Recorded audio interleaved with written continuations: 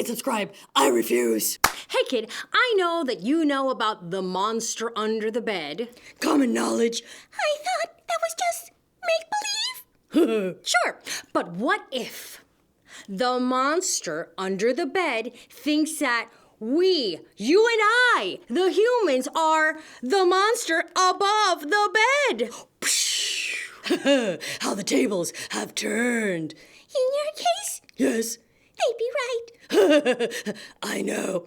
This is a most curious twist on the classic monster under the bed situation. Hypothetical situation? Sure, let's see how it feels to be the scary one. Hypothetically. It feels great, to be honest.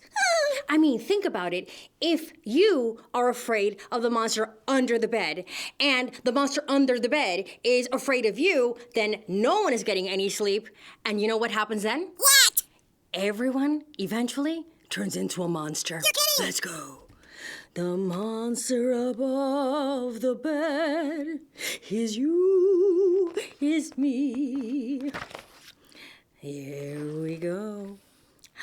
There was a monster above Blossom's bed. She was sure of it. Blossom, seriously? That's a terrible name for a monster, Her room is so pretty. I like her eyeball. Oh, that eyeball too. Yup. Her room is pretty, I agree. It's got greenery, it's got KidTime StoryTimes, it's got this adorable mushroom lamp and twinkly lights and a carnivorous plant. But no matter how pretty this is, Blossom is looking like she's not sleeping tonight because she is sure that there's a monster above her bed. And it was terrifying. Whee! High-pitched screams made her fur stand on end as she crawled under the covers. Rattle, rattle, creak! Rattle, rattle, creak! Something shook her window just as her eye started to close. Low, menacing growled, kept her awake throughout the night. Snort, huff, grunt, snort, huff, grunt, snort, huff, grunt, snort, huff, grunt. All that noise isn't gonna let her get any shut eye. Get it? Shut eye? Because she has one eye. That's not as funny as you think. Aye. During the day, Blossom could mostly forget the monster running through the fields with monstrous-looking butterflies and delightful-looking dragonflies and her fellow monster. In fact, I think that is a monster corn? I think it is. Oh, and she jumped rope, snake rope. She swam laps in a swamp. She played ball, drool ball. But when it was time to get ready for bed, Blossom's fears kept creeping back as the goo overfloweth. She couldn't focus as she washed her face and paws. She got all mixed up when she brushed her fangs and tangled her fur. She even forgot to put on her pajamas before her bedtime story. Poor Blossom is driven to distraction. And when the lights went out, her troubles really began. Rattle, rattle, wee, creak. Rattle, rattle, wee, creak. There's no such thing as monsters, Blossom told herself. There's no such thing as monsters. There's no such thing as monsters. There's no such thing as... Mom! Dad! She yelled. There's a monster above my bed! And as she burst into her parents' room and startles them awake, you can tell that Blossom takes after her mom. Right? You see that? And there's the family pictures, and Dad's looking like, oh, and Mom's looking like, oh, look at that! 3 monsters, 4 eyes. Yup. But by the time her parents made it upstairs, the monster was surprisingly quiet. It's sneaky, Blossom insisted. Get some sleep, Mom said with a smile. There's nothing there, Dad said with a hug. And she's like, but you have to understand. And the parents are like, it's fine. And she's still like, you don't understand. They don't understand. Blossom wanted to believe her dad. She tried desperately to believe him as he's closing the door, but then snort, huff, grunt, snort, huff, grunt, snort, huff, grunt, snort, huff, grunt. See, you're sneaky. I wouldn't say humans are sneaky, but we are unpredictable. After another sleepless night, Blossom took matters into her own claws. You go, girl. She prepared everything she would need. Flashlight, check. Long stick, check. Helmet and body armor, check, check. Blossom climbed through her window. She's being super duper brave. And she's doing it.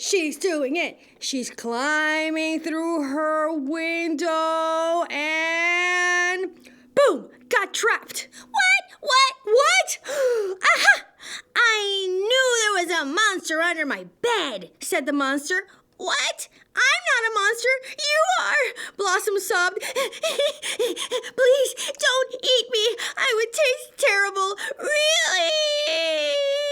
And it seems that the monster above the bed, aka a human being, had set up an elaborate trap involving a laundry basket, rope, and really good timing, just waiting for her to come out. The beast scrutinized Blossom from horns to tail. This is it, thought Blossom. Will it boil me, steam me, bake me? The monster came closer. Wait, which monster? The human monster, Corny the unicorn. Oh! And unlock the trap. Oh, surprise, it's a twist. Blossom sprang back to take a good look at this monster. A head full of fur that looked pretty. A mouthful of teeth that looked blunt, not sharp. Large eyes that looked curious as opposed to vicious. The thing took a step forward. One corner of its mouth turned up in a grin. Blossom yelped like this, yelp, and dove for cover under the dress ruffle back into her bedroom below the bed, which is really her bed, and the above the bed one is the monster lair, which is our bed. Blossom had never met a monster before. Oh, she looks very excited. She's gathering things. And this one had let her go. Maybe it wasn't so bad after all.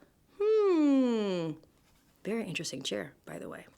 The next day, Blossom crafted a plan. A terrifying, risky plan. But if we've learned anything about Blossom so far, she is a monster willing to take a risk. A terrifying, risky plan, but she had to know the truth. She prepared everything. She's making notes. She's got a pencil. She's got her books in case she needs to study. A camera, a pencil, a notebook, and most importantly, a helmet and body armor. I guess we're gonna leave the drooly ball at home for now. Blossom's paws shook and her fangs rattled as she climbed back through the window, hidden in the shadows down here. That's why we can't see her, because she's hiding in the shadows down here. She prepared to find out what had kept her awake for so long. Where am I, superstar?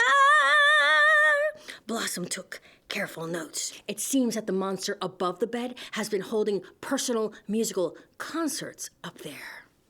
She recorded the beast's every move. Rattle, rattle, creak, click. Rattle, rattle, creak, click. It seems that the monster upstairs is doing some sort of gymnastic routine on the bed. And she didn't leave until she had the answers she needed. Snort, grunt, hoof.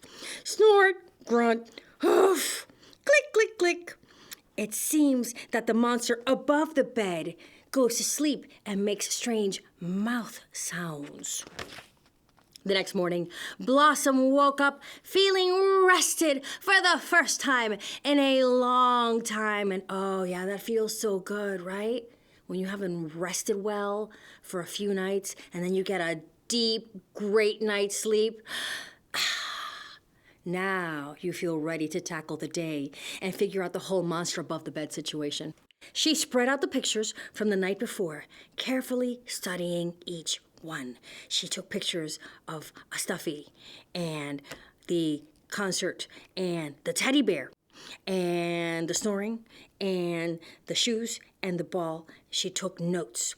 Blossom's smile grew as she moved everything into her journal. But before she could finish gluing, her window creaked open. A hand, human above the bed, monster hand, slipped through the crack and dropped a piece of paper. Blossom added it to her notebook and flipped through the pages one last time. With the final piece of evidence in place, she came to a new conclusion. Tell me that they're screaming at each other. I mean, they look like they're smiling happily at each other. Corny's right. Of course, you'd say that. You can see for yourself. They are smiling. There was a friend above Blossom's bed now. She was sure of it, and it was terrific. And now the monster above the bed and the monster below the bed are friends and doing gymnastic jumping on the bed together. Refreshments, ladies? Oh, they are so cute together. So because they both dare to be brave and explore and get to know the other monster, even though the other monster was different. I mean, one of them had one eye, one had two, one had fur, one had skin, one had a terrible singing voice. The other one we don't know. But despite all those differences, they got past that, got to know each other because they were brave. And what happened? They both made a new friend and discovered they had nothing to be scared about. I basically think they're both terrible monsters. But I have one question, Storyteller. Oh, yes, Corny the Unicorn. What is it? Well, remember when the one monster above the bed sent a note down the window to the monster below the bed? Of course. What did it say? Glad you asked. Let me show you. Hi.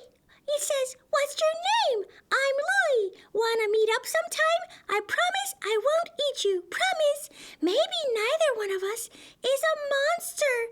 Louie." Oh, it was a friendship note. I still think they both make terrible monsters. I think neither of them were monsters. They weren't, and they slept happily ever after.